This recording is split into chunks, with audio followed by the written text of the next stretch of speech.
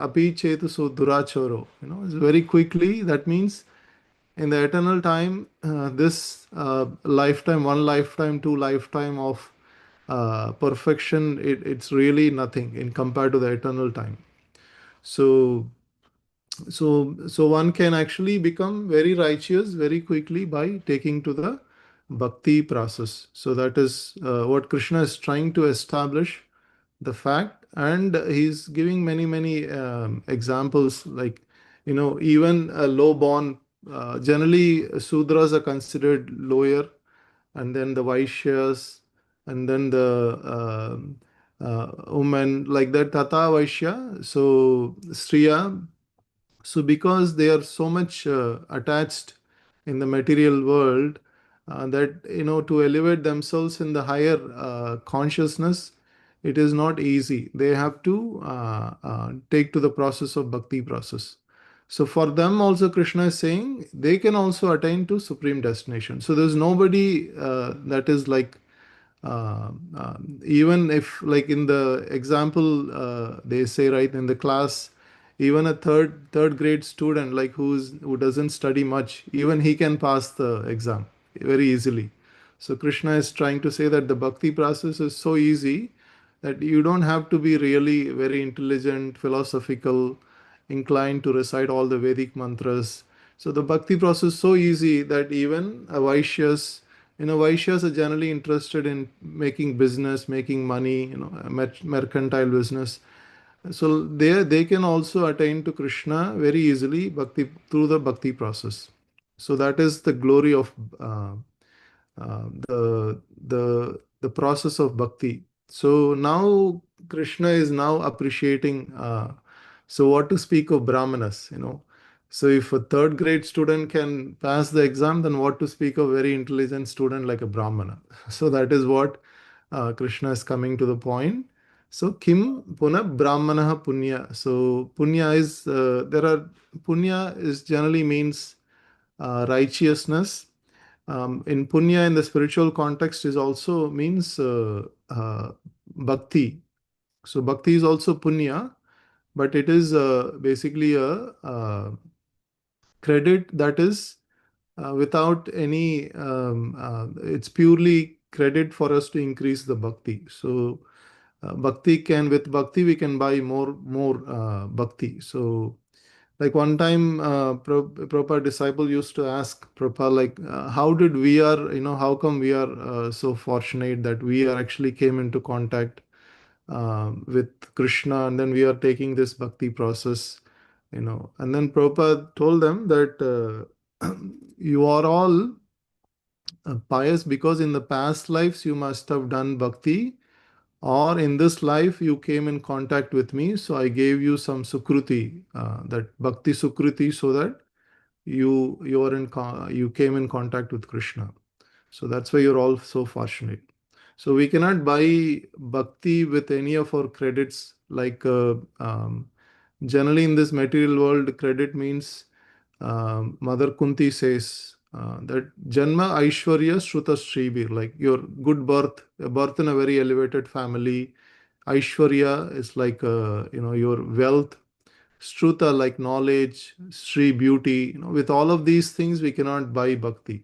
So bhakti can be only bought with unalloyed devotion, and if you have that bhakti sukruti from previous life, if you have rendered any service to devotees or Krishna in the previous life, that credit will again manifest. Again, the bhakti will start from the percentage where we stopped. So now Krishna is saying, how much more righteous is the Brahmanas and Bhakta Raja Rishya Tataha. So Bhakta is obviously devotees are very elevated, righteous compared to all the sinful people and fallen. The devotees are so elevated, and they're so on the topmost platform that they were able to relish this exchange of love with Krishna. And also Raja Rishi, right? So Raja Rishi is basically the saintly kings. So in those days, the kings used to rule the kingdom, and they're also saintly, very saintly. Like in the South India, in the Kerala, there is Anantapadna Swami temple, where they opened some doors, the rooms, and then they found so much gold that there was so much to even completely wipe off the entire debt of India. So there's so much gold was there. And then the king in the Kerala, that king used to call himself a servant of Ananta Padmanabha Swami, and then he used to, whenever he used to visit, he used to bring all the paraphernalia and the gold, and then he used to offer it to the Lord Padmanabha Swami there. So like that, those days the kings were very very righteous, and they were just doing the king as a duty, matter of duty, and they were not trying to enjoy the opulence. There was so much righteous and saintly that those kings, like Yudhishthira Maharaj, they were setting the ideal example. Yudhishthira Maharaj, when there was a righteous, the right time, he just left his whole kingdom to his Parikshit Maharaj. He just walked away from the kingdom. He wanted to take the Vanaprastha ashram, and then eventually he wanted to take the path of the sannyas. So we had such kings in the Bharatvarsha that we were able to take examples from. So those kings now, Krishna is also mentioning that they were very, very righteous, um, you know. And then Krishna is just concluding the whole thing, like in the last three verses, like how even people who are sinful, they can take to bhakti, they still should be considered righteous. And then Krishna says that how the devotees are so special, and even those who are lower, like Vaishya, Sudra, they can also take to bhakti process. Now Krishna is kind of concluding that we were in the material world, and this material world is not a happy place. This is anityam ashukam, so this is temporary and also miserable. So Krishna uses these two words differently in another verse. He says dukkalayam asashvatam. So Dukkalayam is miserable, Asashvatam is temporary. So here Anityam is temporary, Ashukam is miserable. So Mamupetya tu Kaunteya, Dukkalayam Asashvatam. So Krishna says in the other verse that if you come to my planet, you can live with me very happily, but in this material world, it's completely miserable and also temporary. So Prabhupada makes that point that okay, this world is miserable. At least let me stay here permanently, but it is still temporary. So both sides of the coin is kind of we somehow or other people want to adjust wherever they go, but still they will be kicked off from that particular body. The body is going to get old and they have to leave that body. So in both sides of the coin is not favorable in this material world.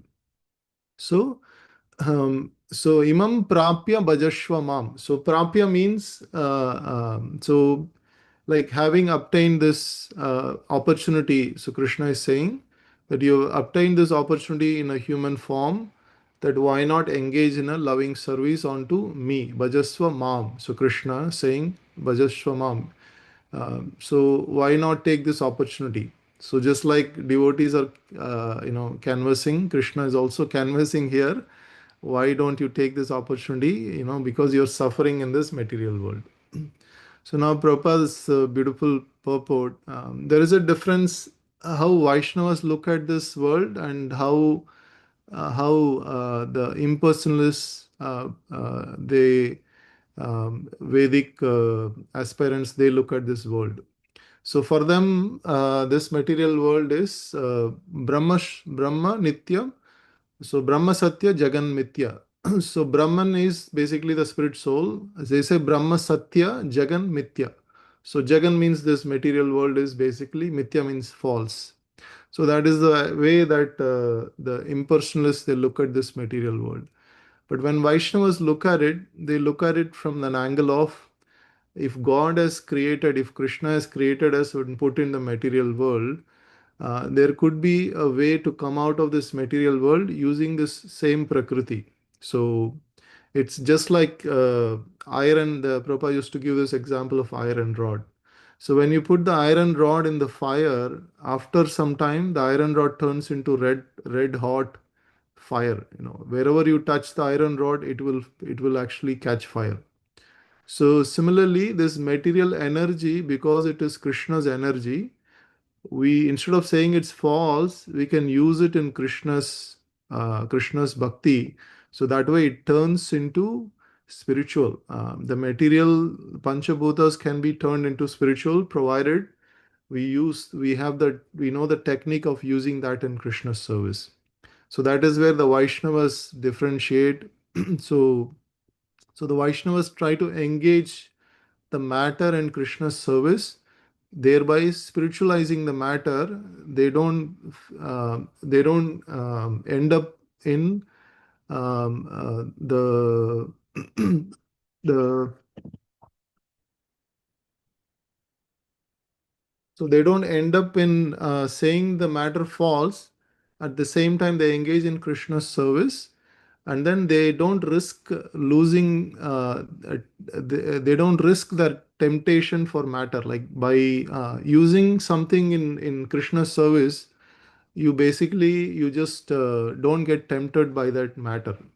So if you look at the hierarchy, what Krishna says, that the matter, and then the senses, and then the mind, intelligence, and soul. Um, so the soul is the highest, and the matter is the lowest. But then the matter can attract us. It can attract us when we are not aligned in this hierarchy. When the soul is not, aligned in the hierarchy, then matter can tempt us. So the way to overcome this is to use that matter in Krishna's service. So that way, so when we use the matter in Krishna's service, so we can overcome this attraction for matter. So, we being a spirit soul, we should not be attracted to the lower tendencies. Like Krishna says, we are actually the tatashva sakti, like the marginal energy of Krishna. So, being a marginal energy, we might get attracted to Krishna's Prakriti or Krishna's superior energy. But when we serve Krishna, then we don't get attracted by the inferior energy of Krishna. So that way we get protected. But we keep calling this false and we don't engage this energy in service of Krishna, then the same energy might tempt us, saying that we might get attracted to the inferior energy. So that is where the impersonal is, that there is a chance of falling down, even though they might elevate themselves, saying Brahma Satya Jagan Mithya, and they might recite Vedic mantras, try to elevate, but because they are not engaging this matter in Krishna's service, there is a chance that they'll fall down by again getting attracted to the matter. So, I mean, there are many examples that we can give. Like, for example, if we have some wealth, and if we say that wealth is false, and we don't engage in the right way, then we might again come back to the same position, saying that, okay, I'm saying this false, but then there are other people who are using it in so many purposes. What is the right way to use this wealth? So we might come to that question, and then we might again get attracted to the wealth. So devotees generally have a simple way of life. If you go to Vaishnavas houses, they have a simple way of life. But if you go to like a mansion, they might have so much opulence. But then the devotees, when they look at it, they just don't look at the opulence. They also look at how much misery that opulence can bring, how much maintenance they have to do. If you have like 10 cars, how much monthly maintenance and how much suffering you have to take, all that thought the devotees can see. So they just don't see what is visible, what is not visible, that also they can see. So that's why engaging this material energy in Krishna's service will be relieving. We can relieve ourselves from all this complexities. So the basic the main complexity is this material world is ashashvatam. It's temporary. It's also full of miseries. So while we are temporary in this material world, while there are so many miseries, when we engage in the loving devotional service, so fortunate that one can relish this bhakti process, like just the chanting of Hare Krishna mantra. Like that day together we were chanting in in the Bhakti Riksha program. It was so enlightening that together the sound vibration, that just one round can actually somebody can relish. That one round of relishment is it's compared to all the relishment that people take by taking a great vacation, spending a lot of money. It is not even comparable, right? So if one can understand the power of bhakti, how much ecstasy the bhakti can give. Rishabdev Maharaj also says that Brahma Saukyam to Anantam. So this bhakti is so unlimited that happiness is so unlimited that one can experience, just like he tells to Bharat Maharaj and all his 100 sons, the Rishabdev Maharaj. So like that, we can also experience by taking this bhakti process seriously to our heart. In this material world, we don't have to go through all the sufferings. Rather, we can be joyful and also achieve the goal of life, which is to reach the abode of Krishna and eternally be an associate of the Lord. So, Hare Krishna. So that is those are some thoughts that I would like to share. If anyone would like to share any other thoughts, let's discuss here. I have one question, Prabhuji. So, like the part that you explained, right, where um um Prabhupada said that with Sukriti you can buy bhakti, right, Prabhuji? So, Mhm. with that process, if a person is able to go back to Godhead, but what if they don't learn all the lessons they have to learn? And again, after reaching there, their mind is still like, like a monkey jumping here and there and everything. And then again, they again make a mistake and fall down again, Prabhuji? Yes, Mataji. So it's a very good question. So the refinement has to happen completely. In order to enter the spiritual planet, we have to be completely refined. Um, so we have to reach that platform of at least the Bhava Bhakti state, where we don't have any attraction towards the matter. So the real learning, like you said a word learning. What is that real learning? That real learning is, there is a verse that Prabhupada used to recite. Aruchya kruchena param padam patanti adaha. So if one does not understand, have that relationship with Krishna, and he just want to relieve himself from matter, all the sinful activities, even if he reaches the Brahmajyoti, again he might fall down because he hasn't reached the lotus feet of Krishna. So he hasn't achieved that relationship with Krishna. And then there is another verse Prabhupada used to say that there's a beautiful verse I'm not remembering. So basically the essence is, you've mastered all the Vedas and everything, but you have performed, but you have not attained the lotus feet of Krishna. What is the use? And then on the other side, you have attained the lotus feet of Krishna. What is the use of learning the Vedas, reciting the mantras? So both sides of the coin. If somebody has already attained the lotus feet of Krishna, they were able to completely take a shelter. There is no attraction for matter. For them, there is nothing else for them to learn. So they are considered, they are already like a very elevated a person, a Vedic knowledgeable person, that is equivalent to reciting all the Vedic mantras, equivalent to taken bath in all the rivers, holy rivers. So because they have attained that goal. So on the contrary, if one has mastered all the Vedic mantras, performed all the sacrifices, but still they could not take to the lotus feet of Krishna, that loving devotional service, For them, what is the use? Meaning they basically they are wasted the time. Thank you, Prabhuji. Thank you for explaining. So, probably one follow-up question I have. So, like, look, Krishna is Achyuta, right? Like, he cannot make a mistake, right? So, like, before a bhakta becomes like really pure, Krishna will make sure they learn whatever they need to learn, right? Before taking the person back to his abode. Right, Prabhuji?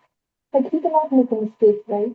The person who the bhakta can make mistakes, but like Krishna cannot, right? So I'm partially hearing what you said, Matadi. Krishna. So I don't know if I understood your question Like clearly. the first part that I asked you, Ruchi, this is related. So like the person, the bhakta, they can make a mistake and maybe like they don't learn fully what they need to learn, right? But with like Prabhu Datta said, right? He can maybe they come in contact with the Siddha Bhakta, and with that Sukriti, they can they can become elevated or they can enter into the path of bhakti, right, Prabhuji? But like they have to be fully purified, and Krishna will monitor that, right, Prabhuji? So that they cannot make that mistake because of which they fell down first time. The mistake, when you say mistake, can you give me an example? Like what We must mistakes? have done something right in the past lives. That is why like we came from Krishna's abode and we fell down on this material world, right, Prabhuji? So there are things that we have to learn here, and this is like a platform where we can, if we make mistakes, we learn, and then, after several lives, we come into contact with the Shuddha Bhakta or maybe with past deeds, we learn what we need to learn.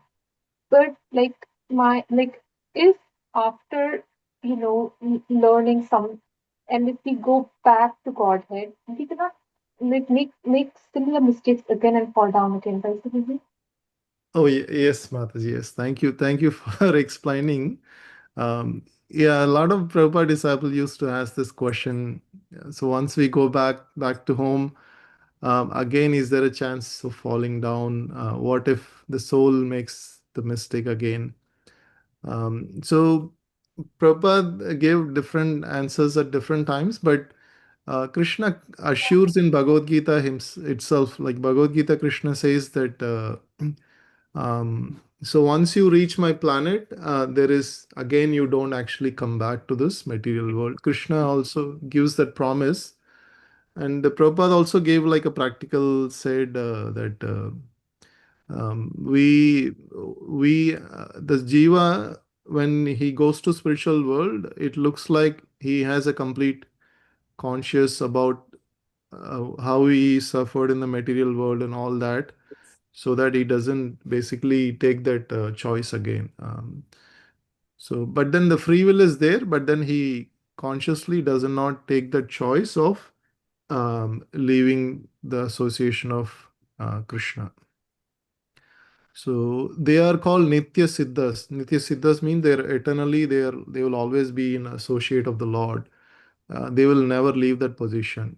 So Krishna might send them to material world for the purpose of preaching, but then they will just go back right after their service is done. So that way, they don't want to be in a way that they are away from the relationship from the Lord. thank you for explaining. Yeah. Thank you, Mataji. Hope that helps. I yeah. Definitely very helpful. Thank you. Thank you, Mataji. Hare Krishna. Any other thoughts on this verse, devotees?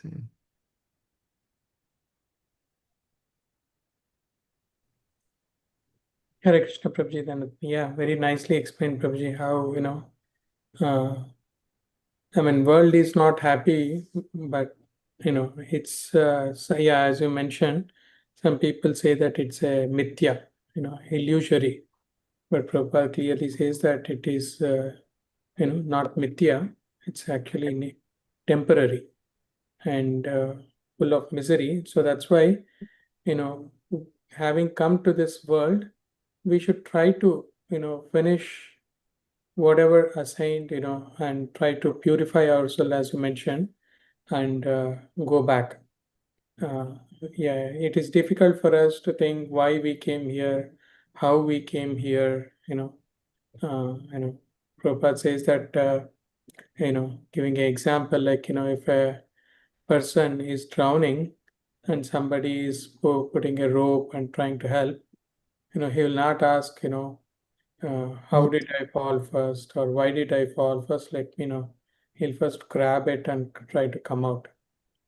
And also Prabhupada refutes the Mayavadis who say that this world is false because it's just temporary.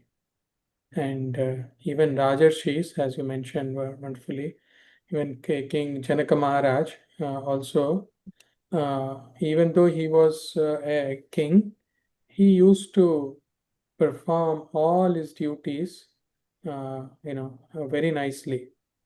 And also, he was one of the great devotee. As we know, he's one of the Mahajanas also. So once actually, everyone were asking, how can you uh, do everything so nicely and at the same time, do devotional activity? So, I mean, he gave an example of how all those sages who were asking, he arranged a wonderful, prasadam for them. And once they started, eating, there was a sword hanging on top with a thin, thread hanging. And anyway, they finished their prasadam and then they came and asked uh, Maharaj, Janaka asked, how was the prasadam?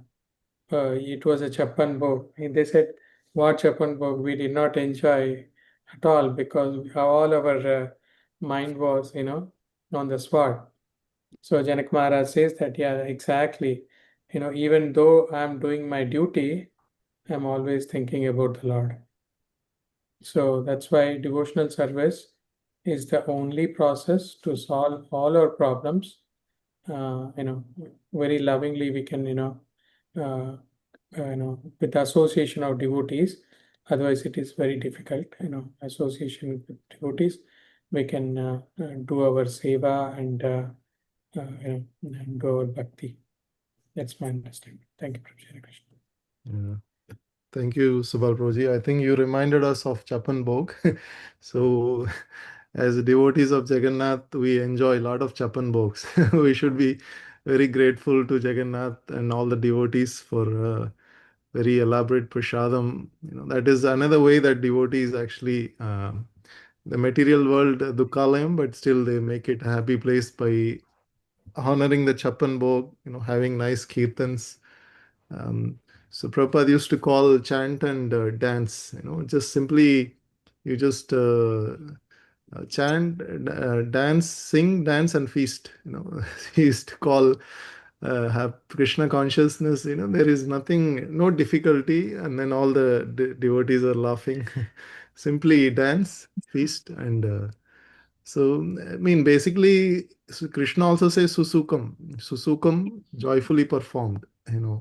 Nobody is crying and coming and doing arati, right? We never saw anybody. They were just smiling and doing arati, smiling and singing, smiling and taking prasadam.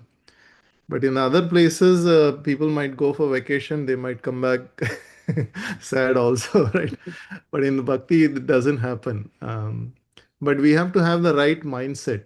But we have to have the right mindset to be observed while we are in sitting in the Bhagavad Gita class. We shouldn't be thinking of something else. That at least that mindset, if we have, then we can relish bhakti. So at least giving 100% to the time to Krishna during chanting, during arati. So that way, at least we can, our consciousness can be purified to such an extent that today I'm able to focus 10 minutes. Tomorrow I'm able to focus 20 minutes in Krishna. So like that, my power of bhakti keeps, consciousness keeps increasing, increasing. So one day, like Prabhupada used to say, 24 hours a day, we were able to focus on Krishna. Even though we are working, we are still focusing on Krishna, thinking about Krishna. Even though we may be taking prasadam, we are thinking about Krishna. We may be talking to children, we are thinking about Krishna. So then it becomes a natural process for us. So yeah, thank you, Prabhuji. Any other devotees would like to share? Very nice discussion, Prabhuji, as usual. So, Prabhuji, when you say the Jagat Mithya, that is a easy way to uh, shake off our responsibilities when we are in this matter. Because the Mithya, what's the responsibility? I don't have responsibility to forget about the family, even not Krishna, even not society, anything. But when you say that it is true but temporary, anitya, then we utilize ourselves in the service of the Lord and through Lord to the society. Like the other day, I was watching a video that devotees are making tomato rice for 2,000 devotees in one pot in 1.5 hours. So why they're doing that much of hard work, and when they turn off the woods, right, the cook done, so much fume came. It looks like so. That was in Madurai temple, Prabhuji. Madurai, right? Yes, yes, I forgot the name. Madurai temple. Yeah, outside the temple, in the Right. grass and those area. Oh my! And they're all standing on the big, like 4 steps, because that big pot, and they put the. So why devotee not only pleasing Krishna, and through pleasing Krishna serving the whole society and bringing back the Krishna consciousness. So when we become Mayavadi, life becomes easier. We can enjoy material more because no responsibility. But when we come to bhakti, we really definitely enjoy through screenshots and other devotees' enjoyment. We cherish the bhakti and we become more blissful. Back to Guruji, Hare Krishna. Hare Krishna. Yeah, thank you, Prabhuji. So even the cooking is one of the 64 arts mentioned in Vedas. So when the devotees they cook, they're very particular. All the ingredients, fresh ingredients. They're very conscious. They take bath and then they cook. So there is so much that the devotees take precaution in cooking because they are offering that to Krishna. So even cooking can become a bhakti, but if you do it with that consciousness, and that is also an offering to Krishna, a sacrifice. Yeah. Any other thoughts, devotees? Yeah, Hare Krishna Prabhu, Dandavat Pranam. So, Prabhu, can you hear me? Hare Krishna, Saman Prabhuji, yes, please. So, Prabhu, actually, you explained that there are 5 layers of energy. So, it starts from the matter, then senses, then mind, intelligence, and topmost of it is the soul, right, Prabhu? So, that you actually explained the approach, what it should be. So, we should not rather stick with this lowest energy, matter, rather. What is your Prabhu that explanation? And on this context, Brahma Satya and Jagat Mithya, you actually explained, Prabhu, Rishabdet Maharaj one, you actually inferred one example. So what does it for, Prabhu? I could not actually remember that one. Yeah, yes, Saman Prabhuji. So Krishna says, Indriyani parani ahur, indriyabhya param manaha, manasustu parabuddhir, yo buddhya parastu sa. Like, so being a soul, like, I mean, basically our identity is soul, spirit soul. But we are covered by this matter. So because we think we are matter, so we get attracted to the matter. So how come a superior energy is attracted to inferior energy?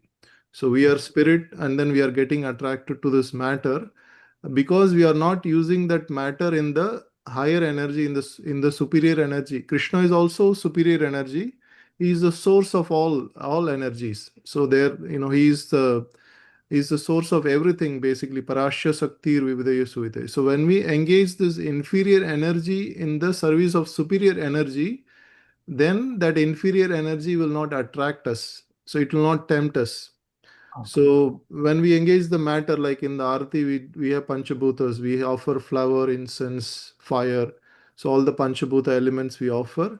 So similarly, we also, the devotees offer whatever their mind, and then their words, and then their body, like all the three, whatever they have, the wealth, their thoughts. So that way, so when you offer to Krishna, then it transforms into a spiritual energy.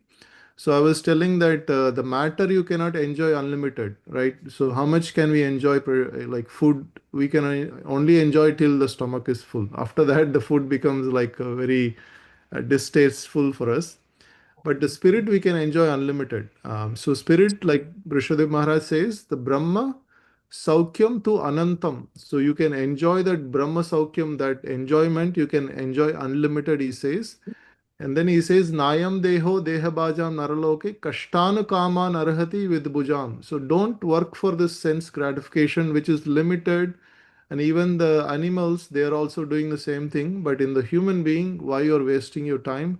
Try to get that unlimited happiness. So Rishabdev Maharaj is saying that because he understands we cannot get unlimited happiness by trying to enjoy matter. And also but Prabhupada also says that way of enjoyment is a diseased condition. So we have to enjoy being a superior spirit soul. We have to enjoy with a superior energy, that is Krishna. So Krishna is also superior.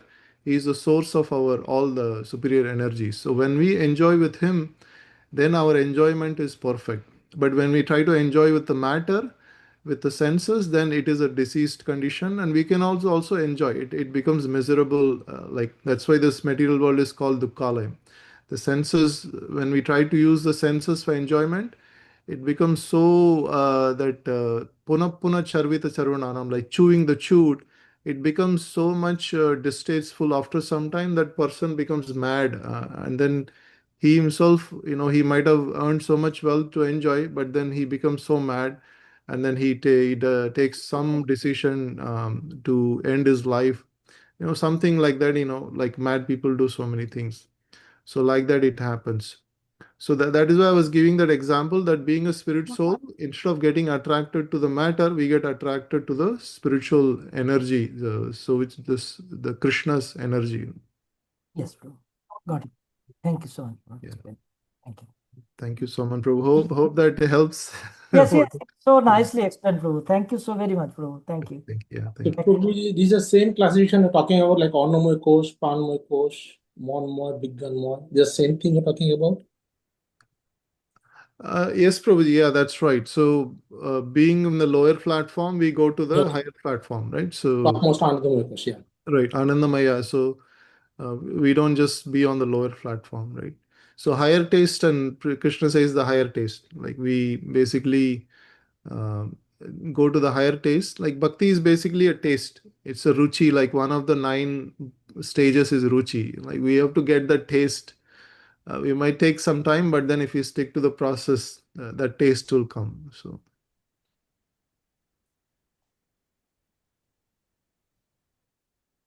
Yeah. Thank you, Saman Prabhuji, for wonderful question. Anybody else would like to share anything?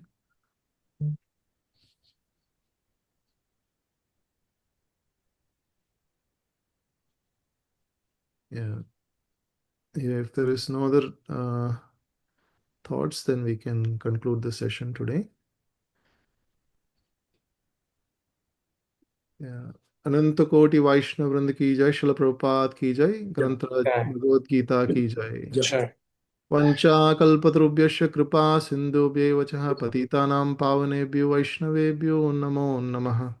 Hare Krishna. Thank you very much, devotees. Hare Krishna. Dandavat pranam Prabhuji. Hare Krishna. Pranam, Prabhuji. Pranam, Prabhuji. Thank you for your wonderful classes, Prabhu. Thank Hare you. Krishna.